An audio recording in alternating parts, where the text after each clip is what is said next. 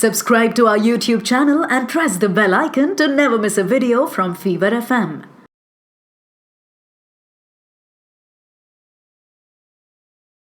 मैं हूं आपके साथ अनुराग पांडे और द फेम गेम जैसे सारी दुनिया जानती है। मैंने कुछ समय के पहले सबको बताया कि कौन कौन मेरे साथ में होने वाले हैं, क्या हो रहा है। माधुरी दीक्षित के अगर बेटी होती और बेटा होता तो ऐसे ही होता। अरे अरे अरे आपने तो दिल क्या शुरुआत करी है आपने, वाह।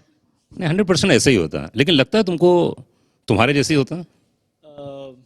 मेरी माँ ये अगर इंटरव्यू देखेगी तो मैं I mean of course I think the idea अगर जिस तरीके से भी कास्ट किया है, सिर्फ मैं नहीं पूरा शो जिस तरीके से सीरीज को पूरा कास्ट किया गया है, आई थिंक बहुत ही खूबसूरत तरीके से करण नंदिनी और करण ने इस पूरी सीरीज को कास्ट। काफ़ी कमाल चेहरे हैं सबके सब और बहुत आसान हो जाता है दुनिया को इमेजिन करना जब करेक्ट कास्टिंग होती है। तो आई होप दुनिया जो देखेगी वो भी इसको उसी तरीके से पसंद करे और इन्जॉय करे। पर तुमको चाहिए करण जैसा लड़का? हमारा भाई ऐसा हो करण जैसा। करण कौन है? नहीं मतलब इस फिल्म के जो सीरीज में देखा गया मैंने कि सेम टू सेम ऐसी सीरीज हमारे हिंदुस्तान में आई है और उसमें जो आपके न्यूएंसेस थे वो इतने कमाल के थे। खास तौर से जब वो मुझे डायलॉग याद है, अभी माधुरी से पूछने वाला हूँ मैं, कि जब उसको बोलती हैं आपको कि उस लड़की के पास गए थे तुमने उसका नाम पूछा कि नहीं पूछा। हाँ जी। वो मुझे ऐसा लगा। तो उस पर क्या बोलना चाहोगे? तुमको ऐसा लगता है कि आजकल की तारीख में अगर किसी लड़की से तुम मिलते हो और ऐसी अगर परिस्थिति आ जाती है तो नाम पूछोगे नहीं पूछोगे? देखिए, मैं और अभी बहुत ही अलग लोग हैं और वो अलग स्पेस में था उस समय, सिचुएशन अलग थी और मैं अलग हूँ। बट इन टर्म्स ऑफ नाम मैं भी बहुत बुरा हूँ। मतलब मैं भी नाम ज़्यादा याद नहीं कर पाता और नाम अक्सर भूल भी जाता हूँ। मेरी मेमोरी का थोड़ा सा दिक्कत है, पर ये लक्ष्वीर की दिक्कत है। अभी की कुछ अलग दिक्कत थी उस समय पे। बट ऑफ कोर्स वो क्या है कहावत, व्हाट्स इन अ नेम। क्या बात है, आप मानती हैं what's in a name? Definitely sure sure. पर अभी तो बहुत ही विचलित है, बहुत ही परेशान है ना। अपनी मॉम से भी नहीं बट रही है, अपनी बहन से पटती है। लेकिन किससे? अपनी बहन से पटती है इसकी। हाँ हाँ हाँ, है ना? हाँ। क्यों ऐसा? तुमको ऐसा लगता है कि ऐसा कैरेक्टर, मुझे तो ऐसा लगता है, मैं जितने परिवार में देखा लोगों को, उनकी बहन से नहीं पटती है क्योंकि वो झंझलाता है, चिल्लाता है।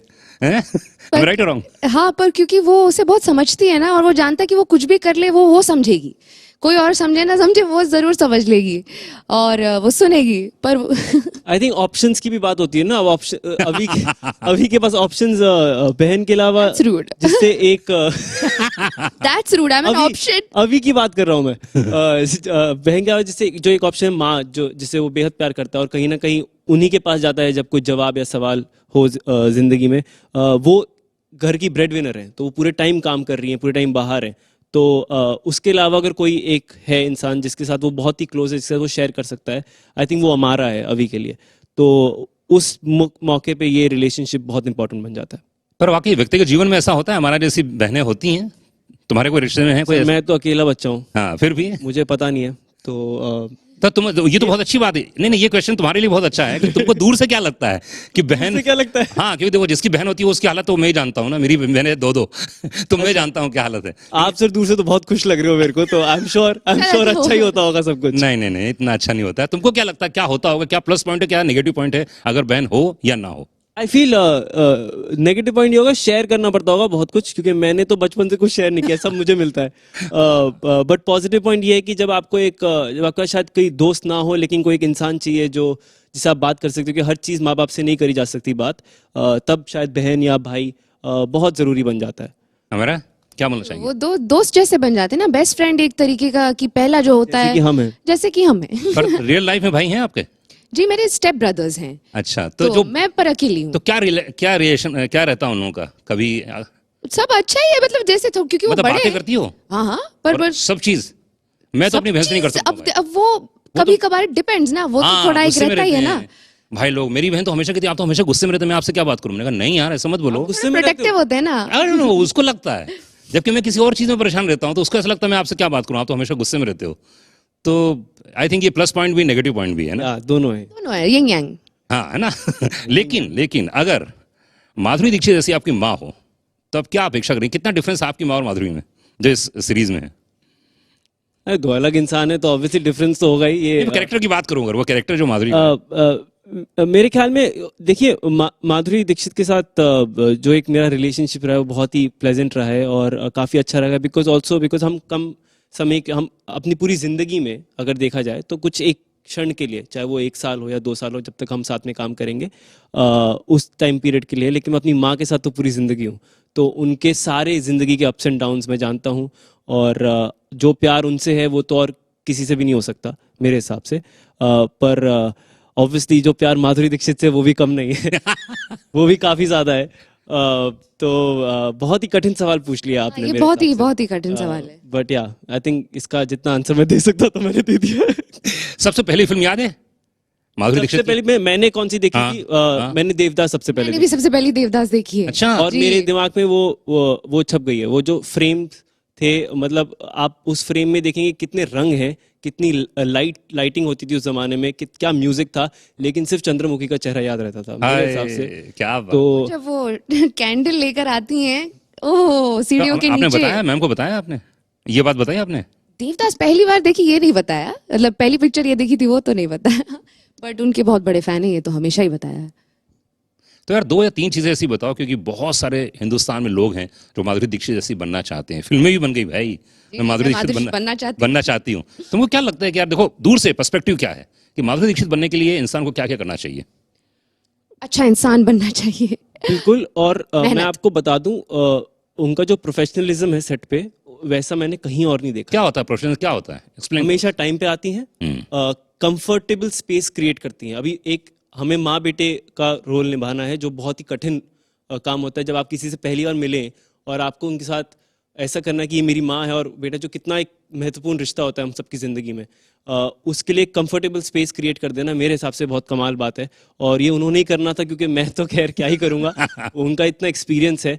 छोटी छोटी बातें शेयर कर देती हैं, अपने बच्चों के बारे में बताया, शेयर किया।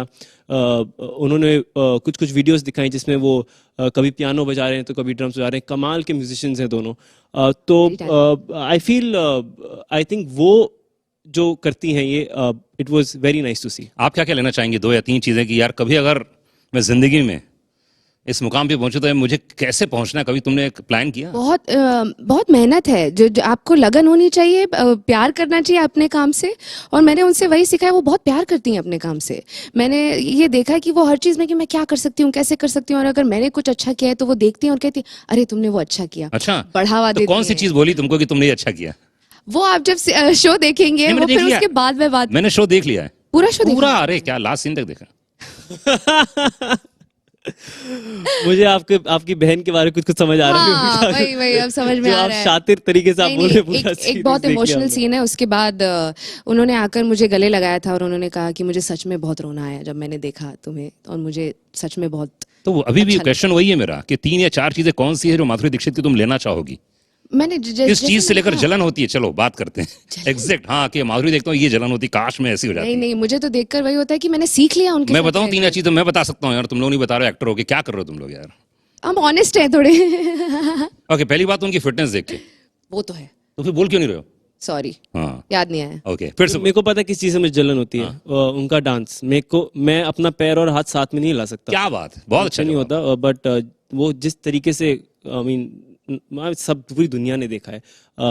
और आई थिंक वही रिदम जो है ना उनके, जो डांस में है, वो उनकी एक्टिंग में भी आती है। और वो देख के मेरे को बड़ा मजा आया। जब वो सीन्स करते थे, हम जब बात करते थे कॉन्वर्जेशन में, कब पॉज देना है, कहाँ पर थोड़ी सी ढील छोड़नी है, कहाँ पर तेज कर देना है, कहाँ पर अर्जेंसी ले आनी है, उन सब चीज़ों की उनको समझ है। और मैं बस देख देख के सीखता रहा। वाह, नंबर 1 जलन, नंबर 1 जलन, नंबर 2 कि वो जब सिर्फ अगर चम्मच भी उठा रही हैं और चाय बना रही हैं, वो चम्मच जिस तरीके से उठता है, मतलब वो पूरे डांस करती हैं जब वो एक्ट करती हैं जेन्युइनली। और उनकी आंखों से वो जितना कह सकती हैं ना, मैं तो देखकर दंग रह गई। मतलब सिर्फ आंखों से आप इतना कह सकते हैं, वो मैंने उनके सामने देखा जब मैंने उनकी तीसरी आंखों में चीज? देखा। वो गाना भी अच्छा गा लेती हैं, वो डांस भी कर लेती हैं, वो फुल एंटरटेनर है, फुल तो पैकेज कौन सा है। गाना सुनाया उन्होंने? गा के सुनाओ। नहीं, उन्होंने कौन सा गाना सुनाया? वो तो कुछ भी गाती रहती थी जो उनका मन करता था। ऐसे कोई स्पेसिफिक गाना तो नहीं सुनाया उन्होंने हमें। कब सुनाया कोई? मुझे तो नहीं सुना। नहीं मुझे वो गुनगुनाती रहती थी पर सेट पे, मुझे इतना याद है। कौन से गाने थे वो याद नहीं। ओके, चौथी चीज मैं बताता हूँ। मुझे जिससे एक्सप्रेशन सिर्फ फेस का, सिर्फ मतलब उफ, चाहे गाना हो, डांस हो, या तो आपने कभी उनसे सुनिएगा लग जा गले, कभी सुनिएगा आप उनसे, आपने सुना नहीं ना? वही तो। लज्जा के बारे में क्या? लग जा गले एक ओ, गाना है मदन लग जा मोहन का, लता मंगेशकर का, आप कभी उनसे सुनिएगा, सुनना चाहिए था। आप थोड़ा सा होमवर्क कर लेते ना तो उनसे बड़े अब गाने हम बोलेंगे। हाँ, अब हम बोलेंगे, प्लीज गाइए। ओके, तो जिन लोगों ने अभी तक नहीं देखा ये सीरीज, उनको क्या बोलना चाहोगी? देखिए 25 को नहीं, आएगी। वो तो क्यों देखें, लेकिन क्यों देखें? हाँ। क्योंकि इसमें माधुरी दीक्षित है। आय हाय उसके सिवा और संजय सर हैं, और ये एक फैमिली ड्रामा भी है। पर्दे के आगे क्या है, पर्दे के पीछे क्या है, क्या चलता है, कैसे चलता है, वो सब बहुत कुछ हो रहा है इसमें, और बहुत इमोशनली रिच है। कहानी है एक घर की, किरदारों की, जो ये फैमिली के मेंबर्स हैं, और वो खो जाती हैं। क्यों खो जाती हैं, क्या होता है? जिन लोगों ने देख लिया है उनको क्या मैसेज देना चाहेंगे आप लोग? थैंक यू बोलना चाहूंगा नेटफ्लिक्स देखा। को और सब लोगों ने जिन्होंने देख लिया है। मेरी कोशिश हमेशा से ये रही है कि आप जो भी काम करें, आई थिंक हर काम से एक कॉन्वर्जेशन की शुरुआत होनी चाहिए, वो बहुत ज़रूरी है। तो इस सीरीज़ में भी बहुत सारी चीज़ों के बारे में बात होती है, और मेरी उम्मीद है कि अगर आप देख रहे हैं तो आप इसके बारे में बात करें, लोगों से आपको क्या लगा, क्यों लगा, और हर इंसान की, हर किरदार की अपनी अपनी कहानी है शो में, सबके बारे में बात करें। और जब तक बात होती रहेगी तो मेरे हिसाब से सीरीज़ भी जिंदा रहेगी, और एक्टर्स हम भी काम मिलता रहेगा। क्या बोलना चाहोगी? कि कोई भी इंसान परफेक्ट नहीं होता है, आई थिंक। वेरी और इसमें ऐसी बात है कि अच्छा और बुरा हम बहुत सिंप्लीफाई कर देते हैं कि क्यों है, पर किसी रीजंस क्यों होते, क्यों करता है कोई इंसान जो कुछ करता है। तो एक एम्पैथी आई फील इसके बाद, अगर कि जो जूझ रहे हैं लोग, क्यों जूझ रहे हैं, हमें लगता है कुछ गलत है, कुछ सही है, क्यों है वो ऐसा, क्या हुआ उनके साथ, क्यों उन्होंने ऐसी चीज़ें की, कि हम बहुत आसानी से लेबल कर देते हैं लोगों को। Like and I feel like इसमें ऐसी बहुत सारी बातें हुई हैं जहाँ मुश्किल सवाल पूछे गए हैं, उसकी बात हो जैसे उसने कहा था, और कि we are not perfect. I just feel वो इंसान। क्या बात है। चलिए, मेरी ओर से बहुत बहुत शुभकामनाएं आप लोगों को। बहुत लेकिन जितने लोग देख रहे हैं उन सबको बता दूं, इन्होंने खैर अपना पॉइंट दे दिया, लेकिन मैं चाहता हूं कि आप ये सीरीज क्यों देखें। अगर आपको देखना है एक्टिंग तो माधुरी दीक्षित की देखिए, उनका परफॉर्मेंस देखिए, उनकी स्टाइल देखिए। अगर आपको देखना है कि यंग आर्टिस्ट कैसे एक लिमिट को पार करते हैं और आदर्श स्थापित करते हैं, इन दोनों को देखिए आप। कमाल का काम किया है, शुक्रिया, बहुत बहुत शुक्रिया। और अगर आप लोगों को देखना है कि एक इंसान की जिंदगी में क्या क्या हो सकता है, देखिए हर इंसान प्योर पवित्र नहीं हो सकता है, लेकिन ग्रे कैरेक्टर होता है, और इस कैरेक्टर को अगर आपको देखना है, चरित्र देखने हैं, तो ये सीरीज नंबर 1 है, आप लोगों को जरूर देखनी चाहिए। थैंक यू, शुक्रिया, शुक्रिया। चलिए, बहुत बहुत धन्यवाद आप दोनों का। Thank you.